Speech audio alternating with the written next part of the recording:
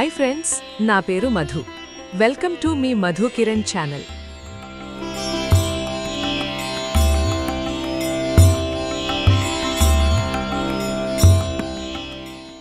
ఈరోజు నేను మీకు చూపించబోతున్నాను ఆంధ్రప్రదేశ్లోని పశ్చిమ గోదావరి జిల్లాలో ఉన్న పవిత్ర క్షేత్రం పెనుగొండ.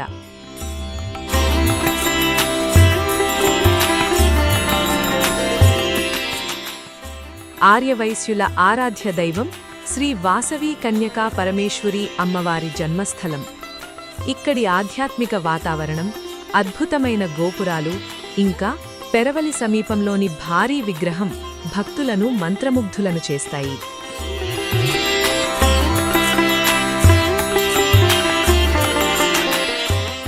పురాణాల ప్రకారం కుసుమశ్రేష్ఠి మరియు కుసుమాంబ దంపతులకు జన్మించిన దివ్య కన్యే వాసవి కన్యకా పరమేశ్వరి దేవి.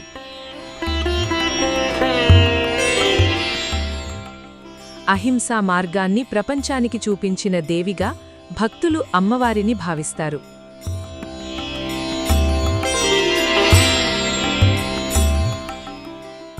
వైశ్య సమాజానికి ఈ క్షేత్రం కాశీగా ప్రసిద్ధి చెందింది.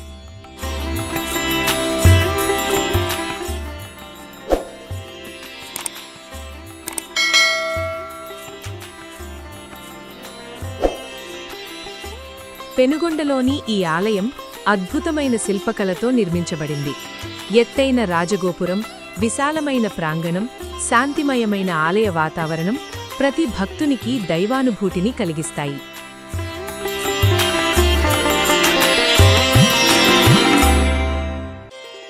ఆలయంలో శ్రీ నగరేశ్వర స్వామి, మహిషాసురమర్దిని అమ్మవారి ఉపాలయాలు కూడా ఉన్నాయి.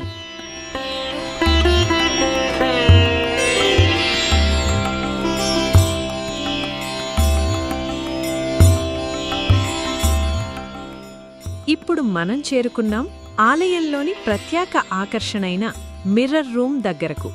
ఈ గది మొత్తం అద్దాలతో అలంకరించబడింది. గోడలు, పైకప్పు, చుట్టూ కనిపించే ప్రతి కోణంలో ప్రతిబింబాలు కనిపిస్తూ ఒక అద్భుతమైన అనుభూతిని కలిగిస్తాయి.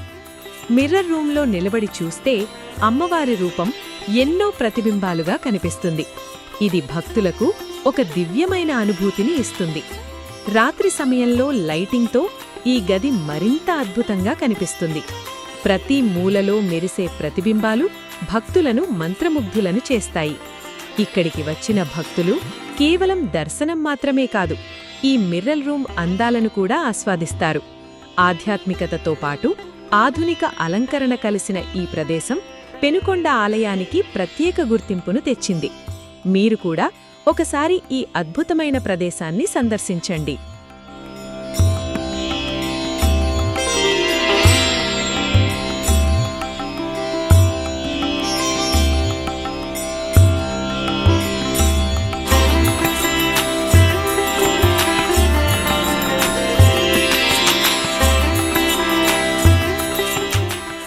ఇక పెరవలి సమీపంలో ఉన్న భారీ శ్రీ వాసవి అమ్మవారి విగ్రహం ఈ ప్రాంతానికి ప్రత్యేక ఆకర్షణ. సుమారు 90 అడుగుల ఎత్తులో నిర్మించిన ఈ పంచలోహ విగ్రహం ఎంతో అద్భుతంగా కనిపిస్తుంది. రాత్రి లైటింగ్లో ఈ విగ్రహం మరింత అందంగా కనిపిస్తుంది. భక్తులు, పర్యాటకులు తప్పకుండా దర్శించాల్సిన ప్రదేశంగా ఇది మారింది.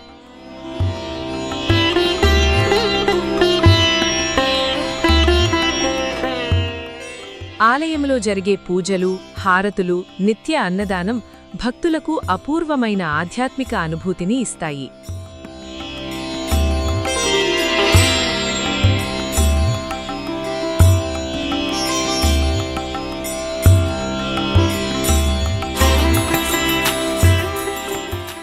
ప్రత్యేకంగా వాసవి జయంతి సమయంలో వేలాది మంది భక్తులు ఇక్కడికి తరలివస్తారు.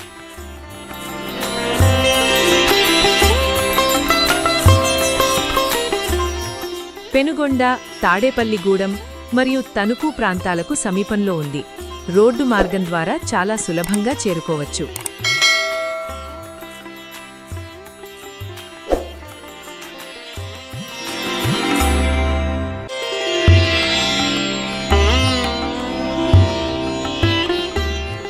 అహింసకు ప్రతీకగా నిలిచిన శ్రీ వాసవి కన్యకా పరమేశ్వరి అమ్మవారి ఆశీసులు అందరికీ కలగాలి.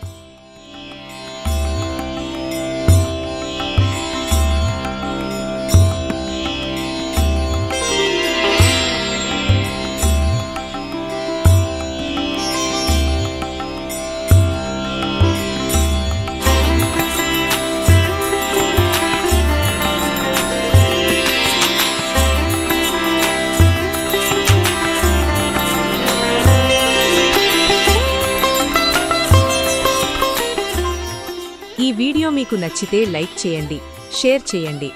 ఇంకా ఇలాంటి మంచి వీడియోల కోసం మా మధు కిరణ్ ఛానల్ను సబ్స్క్రైబ్ చేయండి.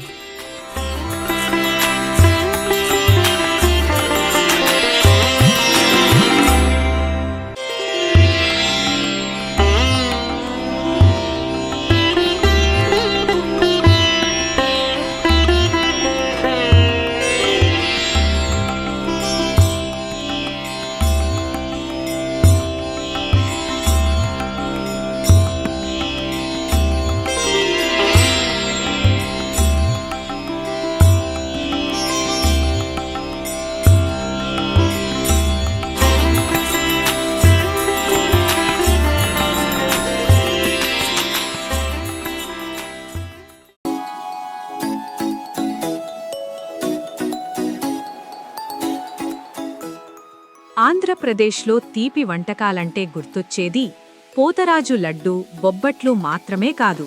శతాబ్దాల చరిత్ర కలిగిన ఒక ప్రత్యేక స్వీట్ కూడా ఉంది. అదే పూతరేకులు. ఇవాళ మనం వెళుతున్నాం మంచిలి గ్రామానికి. అక్కడ ప్రసిద్ధి చెందిన మంచిలి పూతరేకులు ఎలా తయారవుతాయో, వాటి వెనుక ఉన్న కథేమిటో తెలుసుకుందాం. పూతరేకులు అంటే కాగితంలా పలుచగా ఉండే తీపి వంటకం.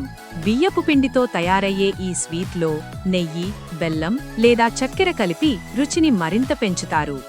ఆంధ్రప్రదేశ్లోని గోదావరి జిల్లాలు ఈ పూతరేకులకు ప్రసిద్ధి. అందులో కూడా మంచిలి గ్రామం ప్రత్యేక గుర్తింపు పొందింది.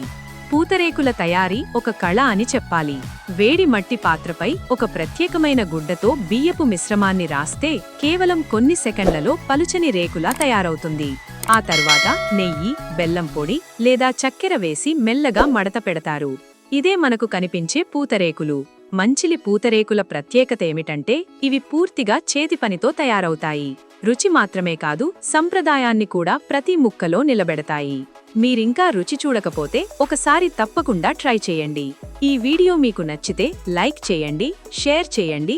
ఇంకా ఇలాంటి తెలుగు ఫుడ్ అండ్ ట్రావెల్ వీడియోల కోసం మా ఛానల్ను సబ్స్క్రైబ్ చేయడం మర్చిపోవద్దు.